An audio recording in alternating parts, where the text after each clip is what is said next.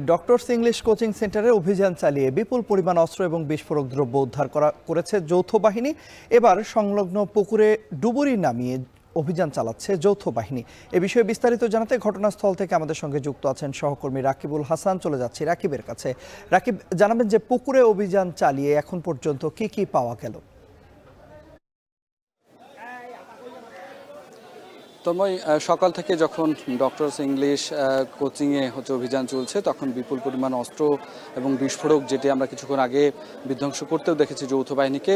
তারপরে এখান থেকে আসলে যেটি শোনা গেছে, আনুষ্ঠানিকভাবে যদিও বলেনি তারা, 3 জনকে আসলে আটক করা হয় এবং তাদেরকে জিজ্ঞাসাবাদ করা হয়। সেইটির ভিত্তিতেই কিন্তু কিছুক্ষণ আগে আমরা দেখেছি যে ফায়ার সার্ভিসের একদল ডুবুরি কর্মী তারা এসেছেন এবং এই সংলগ্ন যে পুকুরটি রয়েছে কাদিরগঞ্জ পুকুর, এখানে সারা বছরই কিন্তু পানি থাকে এবং সেখানে কিন্তু এখানে ডুবুরিরা দুটো ডুবুরি ইতিমধ্যে খুঁজছে এবং আরও একজন নামার প্রস্তুতি নিচ্ছে। আমরা এখানে শুনতে পেয়েছি যে এইরকম, যদি আনুষ্ঠানিকভাবে কোনো খবর আসেনি, তারপরে আমরা শুনতে পেয়েছি যে এখানে গান বা শর্ট গান কোনো মাধ্যমে ফেলে রাখা হয়েছে বা আরও অন্যান্য অস্ত্রপাতি এখানে ফেলে রাখা হতে পারে।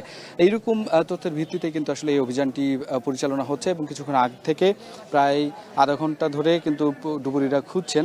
একজন ডুবুরি এখানে আমরা দেখলাম যে খুঁজে আসার পরে তিনি বলছেন যে নিচ আসলে এই পুকুরের নিচে পুরোটাই আসলে নীল এবং এমন একটি অবস্থা যেটি আসলে খুঁজে পেতে তাদের সমস্যা হচ্ছে। তবে সেই তথ্যের ভিত্তিতে যেই তথ্য তাদের কাছে আছে সেটির ভিত্তিতে এখনো পর্যন্ত তারা এটি চালিয়ে যাবেন, যেন কোনো ধরনের কোনো কিছু পেলে তারা এই বিষয়টি আসলে আমাদেরকে আনুষ্ঠানিকভাবে পরে জানাবেন বা আমরাও আসলে এখানে দেখতে পাবো।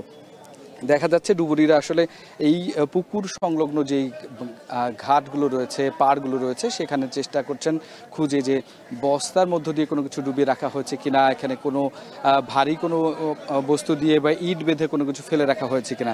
অন্যদিকে আমরা আসলে আরেকটি জিনিস দেখছি যে যেগুলো আসলে উদ্ধার করা হয়েছে মালামাল, সেখানে সেনাবাহিনী একটু পরেই হয়তো ব্রিফ করবে। সেই জন্য এই যে ডক্টর ইংলিশ কোচিং সেন্টারটিতে সেখানে সাংবাদিকদেরকে, যেহেতু এখানে গণমাধ্যম কর্মী অনেক, যার কারণে অল্প অল্প করে তাদেরকে এখানে প্রবেশের অনুমতি দিচ্ছে। আমরা হয়তো কিছুক্ষণ পরেই সেই তথ্যটি জানাতে পারবো যে এখানে কত ধরনের, কত রকমের আসলে অস্ত্র বা এই বিস্ফোরক দ্রব্য উদ্ধার করা হয়েছে। তো তন্ময়, এই ছিল আমার কাছে রাজশাহী থেকে সর্বশেষ খবর।